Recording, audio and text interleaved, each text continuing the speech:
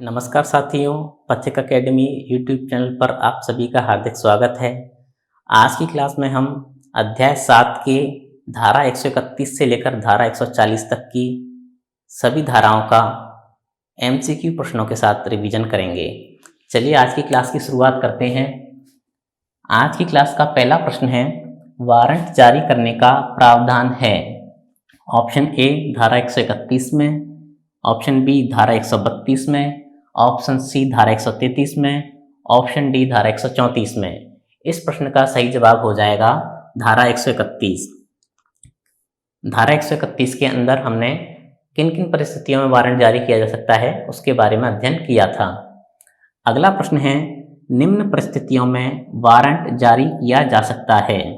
Option A notice जारी होने के 15 दिन तक संदाय ना करने पर, ऑप्शन बी नोटिस जारी होने के 15 दिन तक धारा 121 के तहत अपील ना करने पर, ऑप्शन सी ए और बी दोनों, ऑप्शन डी कोई नहीं। तो इस प्रश्न का सही जवाब हो जाएगा ऑप्शन सी ए और बी दोनों। यदि ए और बी ये दोनों परिस्थितियां बनती हैं तो उस स्थिति में वारंट जारी कर दिया जाएगा। अगला प्रश्न है, प्रत्येक वारंट किसके द्वारा हस्ताक्षरित और जारी किया जाएगा। ऑप्शन ए नगरपालिका अध्यक्ष, ऑप्शन बी मुख्य नगरपालिका अधिकारी, ऑप्शन सी राज्य सरकार, ऑप्शन डी कोई नहीं। तो इस प्रश्न का सही जवाब हो जाएगा ऑप्शन बी मुख्य नगरपालिका अधिकारी। प्रत्येक वारंट को मुख्य नगरपालिका अधिकारी द्वारा हस्ताक्षरित और जारी किया जाता है। अगला प्रश्न है प्रश्न संख्या 4, मुख्य नगरपालिका अधिकारी द्वारा किस अनुसूची के प्रारूप में वारंट जारी किया जाएगा। और यहाँ हम जिस वारंट की बात कर रहे हैं वह जंगम संपत्ति के संबंध में जो वारंट जारी किया जाएगा उसकी बात कर रहे हैं। अर्थात जंगम संपत्ति के लिए जो वारंट जारी किया जाएगा वह किस प्रारूप में होगा। तो यहाँ ऑप्शन ए तीसरी अनुसूची के प्रारूप में, ऑप्शन बी चौथी अनुसूची के प्रारूप में, ऑप्शन सी पांचवी अनुसूची के प्रारूप में, ऑप्शन डी कोई नहीं। तो इस प्रश्न का सही जवाब हो जाएगा ऑप्शन सी पांचवी अनुसूची के प्रारूप में। अर्थात जंगम संपत्ति के लिए जो वारंट जारी किया जाएगा वह पांचवी अनुसूची के प्रारूप में होगा। अगला प्रश्न देखें, 3 वर्ष की कालावधि के पश्चात नगरपालिका को देय राशि वसूली जाएगी। ऑप्शन ए कुर्की द्वारा, ऑप्शन बी विक्रय द्वारा, ऑप्शन सी भू राजस्व के बकाया की भांति, ऑप्शन डी कोई नहीं। तो इस प्रश्न का सही जवाब हो जाएगा आपका ऑप्शन सी भू राजस्व के बकाया की भांति। अब एक बार हम धारा 131 को पूरा समझ लेते हैं। धारा 131 में वारंट को जारी करने का प्रावधान है। अब इस वारंट की कहानी कहाँ से शुरू होती है उसे यदि आप समझने का प्रयास करें तो आप इस प्रकार समझें। धारा 128 जिसमें यह बताया गया है कि किसी कर की राशि प्राप्त करने के लिए नगरपालिका एक बिल प्रस्तुत करेगी और यह बिल किसको प्रस्तुत किया जाएगा, जिस व्यक्ति से राशि वसूल करनी है। यदि ऐसा व्यक्ति 15 दिन के अंदर अंदर अपना बिल नहीं चुकाता है या जो राशि है उसे नगरपालिका को जमा नहीं कराता है तो उस स्थिति में धारा 130 के तहत मांग का नोटिस जारी किया जाएगा और उस मांग के नोटिस में भी राशि को तुरंत पेमेंट करने की बात कही जाएगी। अब बात आती है कि नोटिस जारी कर दिया गया धारा 130 के तहत, उसके बाद भी व्यक्ति 15 दिन के अंदर अंदर यदि पेमेंट नहीं करता है, राशि जमा करने का कारण भी नहीं बता रहा है नगरपालिका को और धारा 121 के तहत उस बिल के विरुद्ध कोई अपील भी नहीं कर रहा है, तो जब ऐसी स्थितियां होंगी तो फिर धारा 131 के तहत वारंट जारी किया जाएगा। अर्थात जब व्यक्ति ने ना तो पेमेंट किया है नोटिस जारी होने के बाद भी और ना ही कोई कारण बता रहा है और ना ही उसके विरुद्ध अपील कर रहा है, तो ऐसी स्थिति में वारंट जारी कर दिया जाएगा। और आगे धारा 131 में यह बताया गया है कि जो वारंट जारी किया जाएगा वह मुख्य नगरपालिका अधिकारी द्वारा जारी किया जाएगा। मुख्य नगरपालिका अधिकारी के ही उस पर हस्ताक्षर होंगे। यह हमने पॉइंट समझ लिया था। और आगे बात करें तो जंगम संपत्ति के लिए यदि कोई वारंट जारी किया जाता है तो वह पांचवी अनुसूची के प्रारूप में जारी किया जाएगा या उसी प्रकार से किसी अन्य प्रारूप में भी वारंट जारी किया जा सकता है। यदि हम स्थावर संपत्ति की बात करें तो स्थावर संपत्ति के वारंट के बारे में धारा में यह लिखा है कि जो विहित हो उस प्रारूप में जारी किया जाएगा। अर्थात नगरपालिका के नियमानुसार स्थावर संपत्ति को कुर्क करने इत्यादि का जो प्रारूप है उस प्रारूप में वारंट जारी कर दिया जाएगा। आगे धारा 131 में एक पॉइंट यह भी दिया गया है कि मान लीजिए जिस तारीख को वारंट जारी होना था, अब वह तारीख कौन सी होगी? जब मांग का नोटिस जारी किया गया है उसके 15 दिन के बाद जो वारंट जारी करने की तिथि है उससे अगर 3 वर्ष का समय बीत गया और कोई वारंट जारी नहीं किया गया, तो ऐसी स्थिति में जब 3 वर्ष बीत जाएंगे तो उस स्थिति में नगरपालिका किस प्रकार अपनी जो राशि है उसको वसूल करेगी? तो उस स्थिति में नगरपालिका प्राधिकारियों को अनुरोध करेगी कि जो वसूल करने वाली राशि है उसको भू राजस्व के बकाया की भांति वसूल किया जाए। यह धारा 131 में बताया गया है। इससे संबंधित हमने सभी प्रश्नों को समझ भी लिया है और लगभग पूरी धारा हमने इसमें कवर कर ली है। प्रश्न देखें, वारंट के निष्पादन के लिए सम्यक रूप से प्रवेश न मिलने पर निम्न विधि पूर्ण होंगे। ऑप्शन ए बलपूर्वक प्रवेश, ऑप्शन बी खिड़की तोड़कर प्रवेश, ऑप्शन सी ए और बी दोनों, ऑप्शन डी कोई नहीं।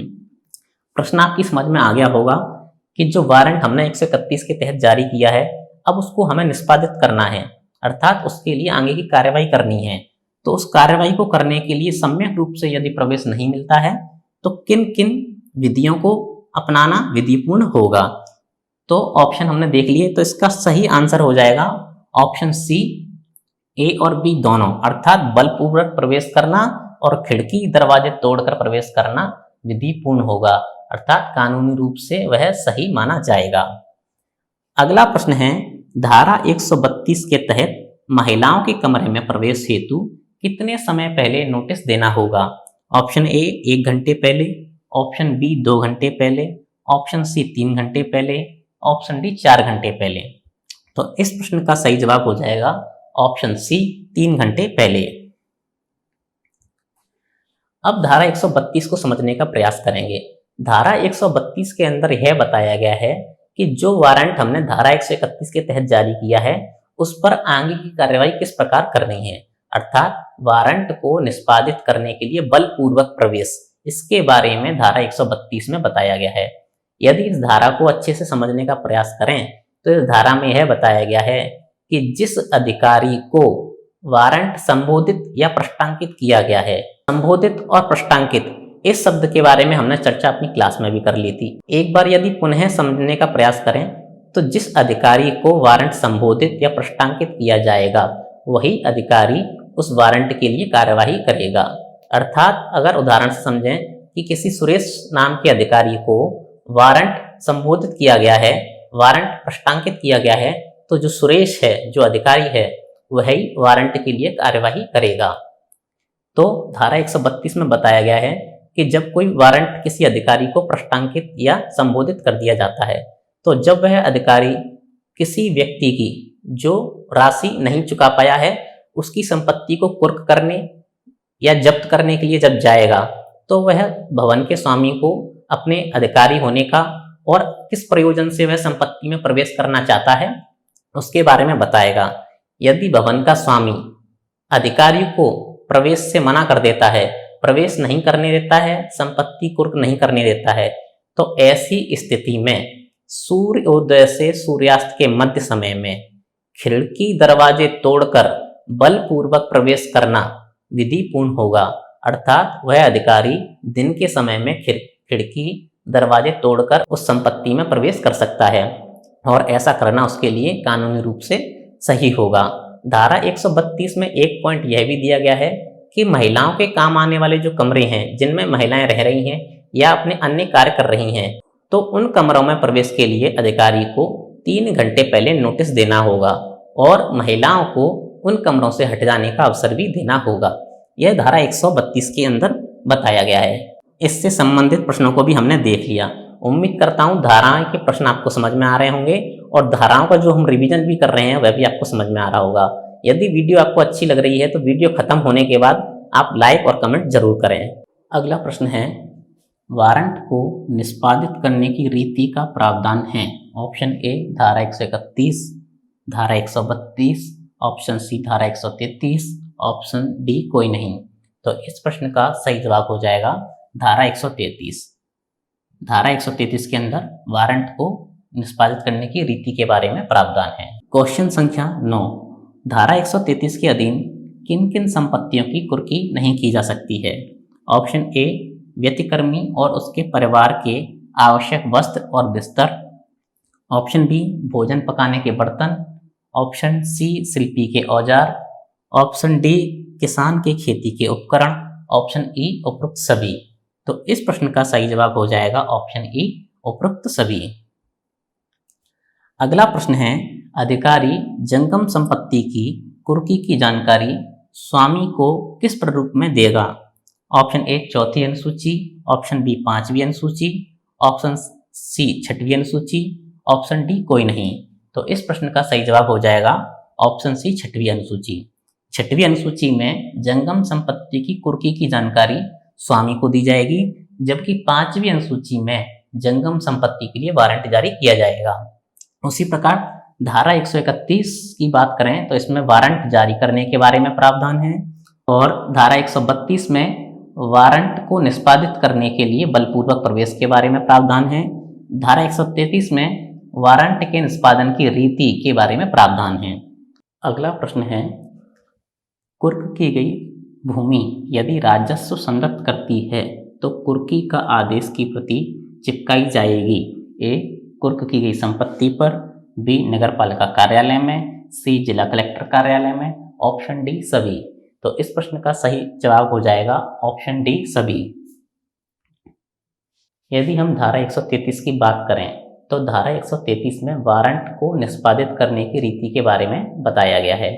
इस धारा में यह बताया गया है कि धारा 131 के तहत जो वारंट जारी किया जाता है उसके तहत सभी प्रकार की संपत्तियों को कुर्क करना नगरपालिका के अधिकार में है।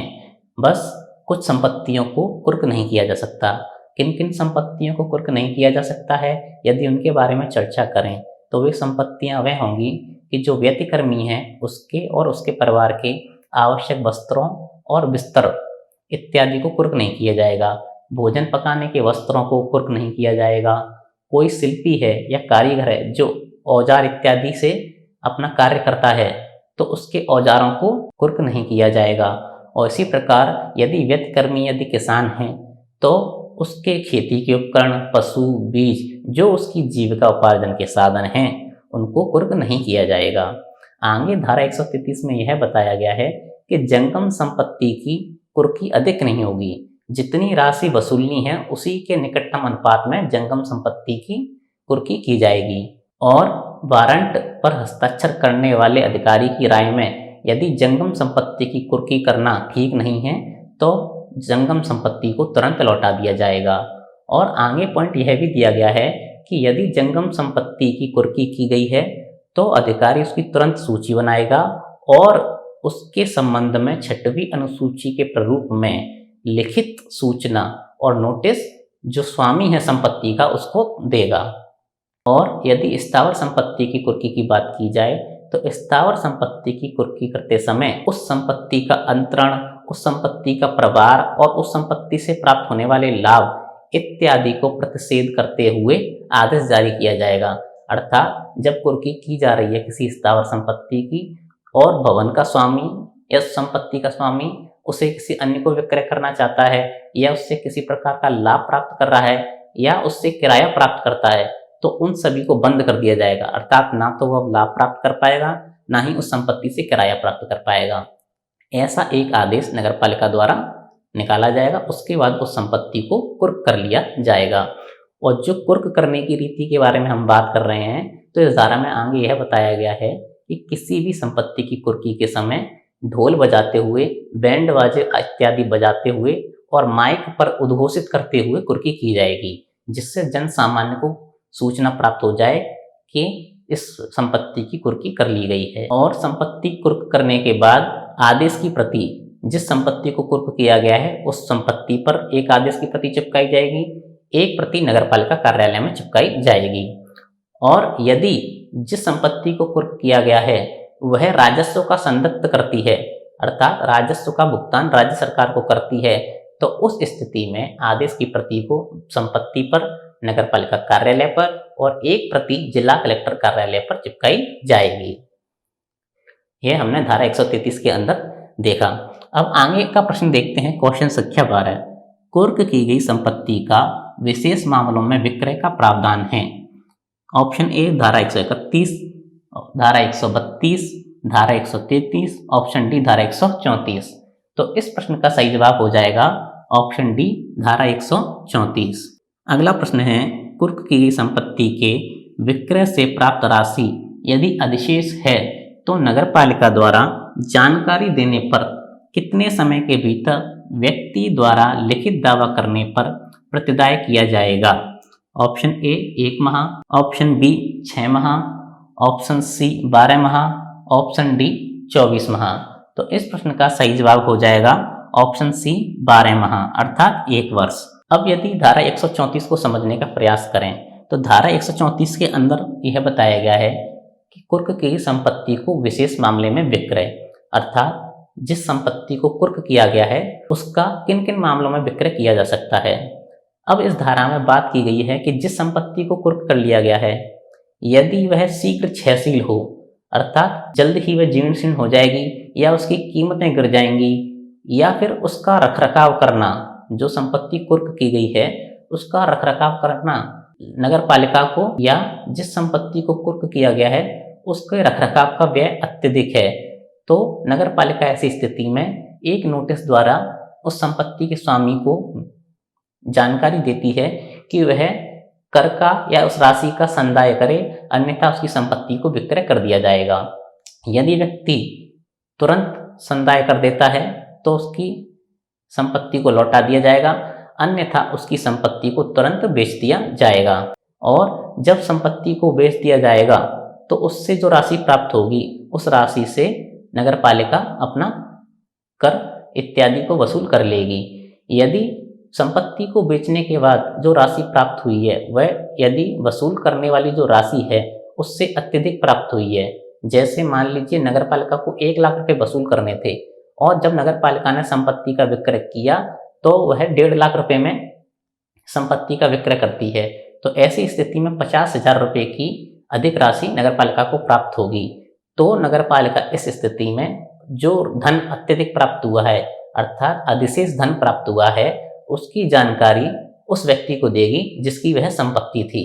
यदि ऐसा व्यक्ति नगर पालिका द्वारा नोटिस देकर जानकारी प्राप्त करने के बाद 1 वर्ष के भीतर यदि लिखित नोटिस द्वारा नगर पालिका में दावा करता है तो नगर पालिका उसकी अधिशेष जो राशि है उसको लौटा देगा। अगर व्यक्ति ने 1 वर्ष के भीतर दावा नहीं किया तो जो अधिशेष राशि नगर पालिका को प्राप्त हुई है वह नगर पालिका की ही हो जाएगी। तो आप याद रखिएगा कि कुर्क की संपत्ति का विशेष मामलों में विक्रय धारा 134 के अंदर है, और कुर्क की संपत्ति से यदि कोई अधिशेष प्राप्त होता है और नगर पालिका उसकी जानकारी व्यक्ति को देती है तो जानकारी देने के 1 वर्ष के भीतर 12 माह के भीतर व्यक्ति को दावा करना होगा, तब तो वह राशि उसको लौटा दी जाएगी, अन्यथा वह राशि नगर पालिका की हो जाएगी। अगला प्रश्न है, नगर पालिका के बाहर कुर्की व विक्रय का प्रावधान है। ऑप्शन ए धारा 133 में, ऑप्शन बी धारा 134 में, ऑप्शन सी धारा 135 में, ऑप्शन डी धारा 136 में। तो इस प्रश्न का सही जवाब है ऑप्शन सी धारा 135 में। धारा 135 में बताया गया है कि नगर पालिका से बाहर की कोई संपत्ति है तो उसको कुर्क करने के लिए जो अधिकारी वारंट जारी करेगा वह किसी अन्य अधिकारी को वारंट संबोधित या प्रश्नांकित कर सकता है और उस अधिकारी को संपत्ति को कुर्क और विक्रय करने का आदेश दे सकता है। और जिस अधिकारी को वारंट प्रश्नांकित किया गया है ऐसा अधिकारी संपत्ति को कुर्क और विक्रय कर सकता है, और विक्रय के साथ साथ जो अन्य आनुषंगिक कार्य उसके द्वारा किए जाएंगे वह सभी कार्य विधिपूर्ण होंगे, और वह अधिकारी विक्रय करने के पश्चात जो रकम और राशि प्राप्त होगी उसमें से राशि वसूल करने में, विक्रय करने में जो खर्चा आया है उसको घटाकर समस्त राशि को उच्च अधिकारी को भेज देगा। यह धारा 135 के अंदर बताया गया है। अगला प्रश्न है, यदि कोई बकायादार यदि नगर पालिका छोड़कर जा रहा हो तो संक्षिप्त कार्रवाई का प्रावधान है। ऑप्शन ए धारा 132 में, ऑप्शन बी धारा 133 में, ऑप्शन सी धारा 134 में, ऑप्शन डी धारा 136 में। तो इस प्रश्न का सही जवाब हो जाएगा धारा 136। अब धारा 136 की बात करें तो इस धारा में बताया गया है, यदि कोई व्यक्ति जिससे नगरपालिका रकम या राशि वसूल करना चाहती है और नगरपालिका को पता लगे कि ऐसा व्यक्ति नगरपालिका को छोड़कर जाने वाला है, अर्थात वह अपनी संपत्ति इत्यादि को बेचकर नगरपालिका क्षेत्र को छोड़कर जाने वाला है, तो ऐसी स्थिति में नगरपालिका तुरंत उसको एक बिल प्रस्तुत करेगी कि आप पेमेंट कीजिए, अन्यथा आपकी संपत्ति को कुर्क कर लिया जाएगा। यदि व्यक्ति पेमेंट नहीं करता है तो नगरपालिका तुरंत उसकी संपत्ति को कुर्क कर लेगी। अब इस धारा में हमने जैसे नाम में पढ़ा कि संक्षिप्त कार्रवाई की जाएगी, तो इस संक्षिप्त कार्रवाई में क्या होगा कि नगरपालिका जो प्रोसेस फॉलो करती है कि बिल प्रस्तुत करती थी पहले धारा 128 के अधीन, फिर 15 दिन तक पेमेंट नहीं होता था तब 130 के अधीन मांग का नोटिस जारी करती थी, और जब नोटिस के बाद भी 15 दिन बाद पेमेंट नहीं होता था तब धारा 131 के तहत वारंट जारी करती थी। तो इस धारा में यह बताया गया है धारा 136 में कि ना तो नोटिस जारी किया जाएगा, केवल बिल प्रस्तुत किया जाएगा। यदि पेमेंट करता है तो ठीक है, अन्यथा बिना नोटिस जारी किए सीधे ही उसकी संपत्ति को कुर्क कर लिया जाएगा। यह धारा 136 के अंदर बताया गया है। अगला प्रश्न आप देखिए, बिल, वारंट, सूची आदि में गलती या त्रुटि होने पर अधिनियम के अधीन की गई कुर्की को विधि विरुद्ध नहीं समझा जाएगा, ऐसा प्रावधान है। ऑप्शन ए धारा 133 में, धारा 134 में, धारा 135 में और ऑप्शन डी धारा 137 में। तो इस प्रश्न का सही जवाब हो जाएगा ऑप्शन डी धारा 137। धारा 137 की यदि बात करें तो धारा 137 में यह बताया गया है कि यदि कोई वारंट जारी किया जाता है या कोई बिल प्रस्तुत किया गया या कोई सूची प्रस्तुत की गई, उसमें किसी प्रकार की गलती या त्रुटि हो गई, मिसप्रिंट भी हो सकता है या प्रारूप का कोई अभाव रहा हो और किसी संपत्ति को कुर्क कर लिया गया, तो गलती के कारण, मिसप्रिंट के कारण या प्रारूप के अभाव के कारण जो कुर्की की गई है उसको अवैध नहीं ठहराया जाएगा, बल्कि जो कुर्की की गई है वह विधिपूर्ण होगी।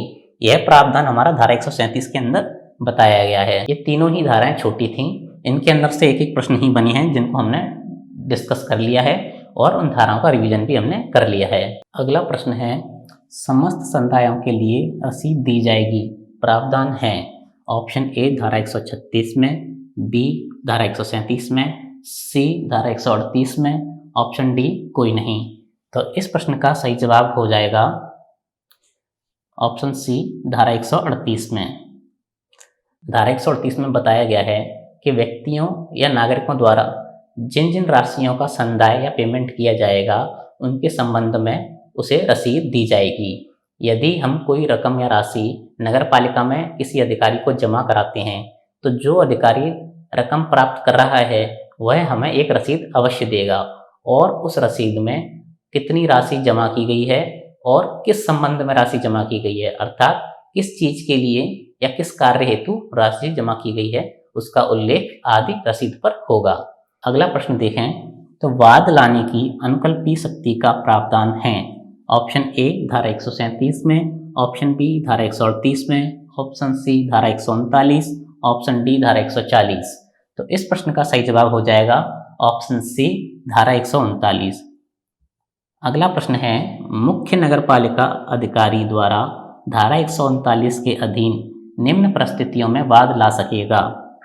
ऑप्शन ए कुर्की या विक्रय करने के बजाय, ऑप्शन बी राशि वसूलने में विफल रहने पर, ऑप्शन सी ए और बी दोनों, ऑप्शन डी कोई नहीं। तो इस प्रश्न का सही जवाब हो जाएगा ऑप्शन सी ए और बी दोनों। अब धारा 139 की बात करें तो धारा 139 में वाद लाने की अनुकल्पी शक्ति के बारे में प्रावधान है। इस धारा में बताया गया है कि यदि मुख्य नगरपालिका अधिकारी किसी संपत्ति की कुर्की या विक्रय करने के बजाय, और दूसरी स्थिति जब मुख्य नगरपालिका अधिकारी राशि वसूल करने में यदि विफल रहता है, इन दोनों ही स्थितियों में, एक तो कुर्की या विक्रय करने के बजाय या राशि वसूलने में विफल रहने पर, इन दोनों स्थितियों में मुख्य नगरपालिका अधिकारी व्यक्ति के विरुद्ध सक्षम न्यायालय में वाद ला सकता है। तो धारा 139 के अंदर यही बताया गया है। अगला और अंतिम प्रश्न है, करों के लिए भूमि भवन आदि पर दायित्व का प्रावधान है? ऑप्शन ए धारा 137, ऑप्शन बी धारा 138, ऑप्शन सी धारा 139, ऑप्शन डी धारा 140। तो इस प्रश्न का सही जवाब हो जाएगा ऑप्शन डी धारा 140। धारा 140 के अंदर करों के लिए भूमि भवन आदि पर दायित्व की बात की गई है। यदि हम इसका सीधा सीधा अर्थ समझें तो अर्थ यह हो जाएगा कि जो कर लगते हैं वो भूमि और भवन पर लगते हैं। यदि वो कर नहीं चुकाए जाते हैं तो उन करों को भूमि और भवन से ही वसूला जाएगा। अब इस धारा में क्या दिया गया है उसको समझने का प्रयास करें तो धारा में यह दिया गया है कि यदि किसी भूमि या भवन पर नगर पालिका का कोई कर बकाया हो या राज्य सरकार का भू राजस्व बकाया हो, ऐसी भवन या भूमि पर सबसे पहले कर प्रथम प्रवाह होंगे। अर्थात ऐसी भूमि को किसी को अंतरण करने पर या नगर पालिका कुर्क इत्यादि करने पर उससे पहले सबसे पहले जो कर हैं उनको वसूला जाएगा। और आगे धारा में यह भी दिया गया है यदि इस प्रकार की भूमि पर कोई जंगम संपत्ति पाई जाती है तो वह भी प्रथम प्रवाह होगी, अर्थात उस संपत्ति से सबसे पहले कर की वसूली की जाएगी। यह इस धारा में दिया गया है। एक पॉइंट इस धारा में यह भी आता है कि अधिभोगी से, अर्थात कोई व्यक्ति जो अधिभोगी है संपत्ति का लेकिन स्वामी नहीं है, ऐसे व्यक्ति से कर इत्यादि की वसूली नहीं की जाएगी। यह इस धारा के अंदर दिया गया है। यह हमारे अध्याय 7 की अंतिम धारा थी। उम्मीद करता हूँ सारी धाराएं और सारे प्रश्न आपको समझ में आए होंगे। अध्याय 7 आज हमारा कंप्लीट समाप्त होता है। हमने इसकी सभी धाराएं, सभी एमसीक्यू प्रश्नों को सॉल्व कर लिया है। उम्मीद करता हूँ आपको क्लासेस अच्छी लग रही होंगी, समझ में आ रही होंगी। जो प्रयास हम कर रहे हैं आपको समझाने का, सरल भाषा में कोशिश करते हैं समझाने की, वह आपको समझ में आ रही होंगी। अगर आपको आज का वीडियो अच्छा लगा हो तो वीडियो को लाइक जरूर करें, वीडियो पर कमेंट जरूर करते रहें, जिससे क्या हमें भी प्रोत्साहन मिलता रहे, हम आपके लिए आगे भी ऐसे वीडियो लेके आते रहें। अगर आपको आज का वीडियो पसंद आया हो तो वीडियो को लाइक करें और चैनल को सब्सक्राइब करें। आपका वीडियो देखने के लिए बहुत बहुत धन्यवाद।